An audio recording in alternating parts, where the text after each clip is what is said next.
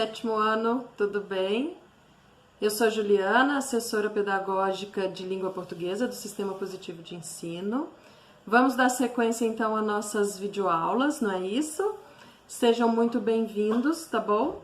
Na videoaula dessa semana, em prática, nós vamos acessar a sessão prática de reflexão sobre a língua. Estudaremos os pronomes e a estrutura da oração. Temas importantes para nós entendermos a coesão e a coerência nos textos expositivos, por exemplo, e que possuem a argumentação como elemento principal de construção. Preparados? Então eu peço que vocês abram o livro de vocês na página 12 e leiam o trecho da notícia que está lá, tá bom? Na volta, a gente já começa comentando as questões referentes ao texto que está aí, que vocês vão ler. Aguardo vocês, até já! Então, pessoal, depois de terem lido o texto, né, a notícia que vocês têm aí, o Brasil pelos olhos de 9 crianças refugiadas que vivem em São Paulo, nós temos 2 questões já iniciais para responder. Vejam lá. Na questão 22, qual é o assunto desse texto? As impressões de crianças refugiadas sobre o Brasil, certo? Agora, a partir da questão 23, a gente começa a pensar nos pronomes.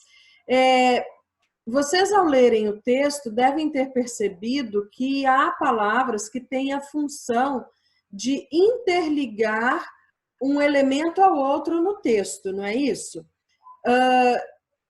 Algumas dessas palavras são os pronomes, uma classe gramatical cuja função é ligar, né, um elemento ao outro. No caso do pronome, ele vai ligar uma oração a outra oração, tá bom? Ou ele vai ligar períodos, tá certo? E a questão 23 vai pedir para a gente justamente analisar o uso do pronome no texto. Tá? Então, vejam lá, nesse trecho inicial, acompanhem a leitura comigo aí no livro, né? Nesse trecho inicial, quando viviam em seus países, Haiti, Síria, Arábia Saudita e Congo, o cotidiano deles era bem diferente. Então, nesse trecho inicial, há palavras e expressões que interligam informações do texto. Avalie as afirmações a esse respeito e assinale aquela que é incorreta. Primeira afirmativa. Pode-se afirmar que as crianças ouvidas pela reportagem vieram do Haiti, da Síria, da Arábia Saudita e do Congo, em razão do uso da expressão seus países, ou seja, países das crianças? Sim, podemos, né? Essa expressão está ali como um aposto, né? Dizendo de onde essas crianças vêm. O cotidiano deles era bem diferente, a palavra deles poderia ser substituída por dos países. Vejam lá, o deles está marcado ali para vocês na tela, né? Então, o cotidiano deles, dos países? Não, né, pessoal? Dessas pessoas que viviam em seus países, quando viviam em seus países. Então, dos meninos e meninas, e já leva a gente para a terceira alternativa. O trecho, esses meninos e meninas, refere-se ao grupo das crianças refugiadas? Sim. E a expressão, esses meninos e meninas, liga-se a crianças, fazendo a coesão entre o primeiro parágrafo do texto e seu título. Ok, também. E aqui, só para mostrar para vocês, olhem lá, a alternativa incorreta é a segunda, né? Deles refere-se a esses meninos e meninas, ok? E nesse contexto, então, ela não se refere a países, certo? Vamos agora para a questão 24, né? A questão 24 vai nos solicitar que a gente entenda um pouco melhor os pronomes, e essa questão vai trazer para a gente os pronomes pessoais do caso reto, do caso oblíquo também. Então, vejam aí na tela que eu trago para vocês um pouquinho desse conceito, né? Os pronomes pessoais, eles podem ocupar, então, a posição de sujeito das orações. E nesse contexto, quando esse pronome pessoal, ele é sujeito de uma oração, ele é chamado de pronome pessoal do caso reto, certo? Já os pronomes pessoais oblíquos, eles vão ocupar a função de complemento dos verbos, ok?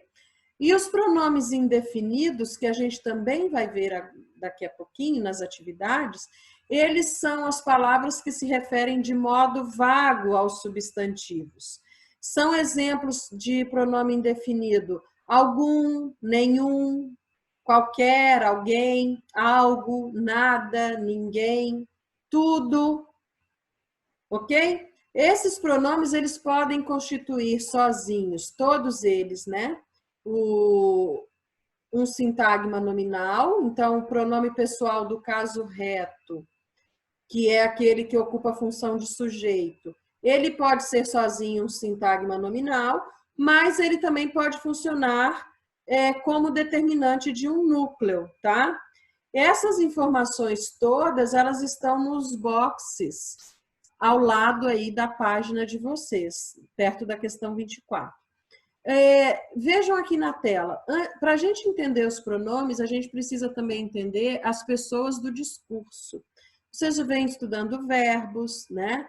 Já estudaram, já sabem o que é. E as pessoas do discurso vão ser essas que estão aí na tela para vocês. Primeira pessoa, segunda pessoa, terceira pessoa, sendo que a primeira pessoa é com quem eu falo, a segunda pessoa é quem fala, desculpem, a primeira pessoa é quem fala, então é o emissor, é o locutor, né, da mensagem. A segunda pessoa é com quem se fala, então é esse interlocutor, esse ouvinte, essa pessoa que vai ler. E a terceira pessoa é de quem se fala ou o que se fala, tá bom? As pessoas do discurso, elas também são representadas pelos pronomes pessoais do caso reto. Eu, tu, ele, no singular, e no plural, nós, vós, eles, certo? E aí nós temos, então, na próxima tela, os pronomes que podem, então, como está aí para vocês, e esse resuminho está lá no livro de atividades de vocês também, na página 12, os pronomes substituem, acompanham ou se referem a um nome. Os pronomes pessoais do caso reto, vocês têm aí na tela, que a gente já acabou de comentar, né? Os do caso oblíquo são aqueles que vão funcionar como complementos verbais, então, deram-me, certo? Então, o me, o te, né? O e a como pronome, o lhe, o se, nos, vos, e aí já são formas plurais, né? Mim, ti, si, comigo, contigo, consigo, conosco e convosco, tá bom? Nessa videoaula, vocês não vão conseguir captar, claro, todos eles, mas retomem no livro de atividades, estudem esse conteúdo, tá bom? Pronomes indefinidos, eu já dei a dica de alguns, né? Já disse alguns exemplos. Vocês têm ali ainda ninguém, muito, tanto, né? Quanto, tá certo? Isso vai nos ajudar a resolver a questão 24, então, que nós estávamos falando dela, que pergunta, o sujeito da oração, comem arroz e feijão, está oculto. Então, a letra A pede para reescrever a oração adequadamente, inserindo as palavras eu, tu, ele, nós, vós ou eles, né? Então, comem arroz e feijão, só pode ser eles, certo, pessoal? Lá na letra B, vocês selecionaram, então, se eu usei eles, eu usei um pronome para sujeito da oração. Então, a gente tem um pronome do caso reto, eles, terceira pessoa do plural, na função de sujeito. Esse pronome substitui a expressão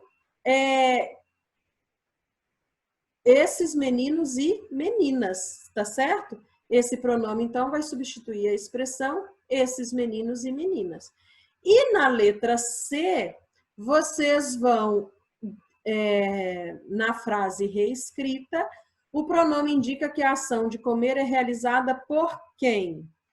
E aí as alternativas são, né? Aquele que fala ou aqueles que falam, aqueles com quem se fala ou aquele com quem se fala, e aqueles de quem se fala ou aquele de quem se fala. Vejam bem que a gente está tratando das pessoas do discurso que nós acabamos de falar.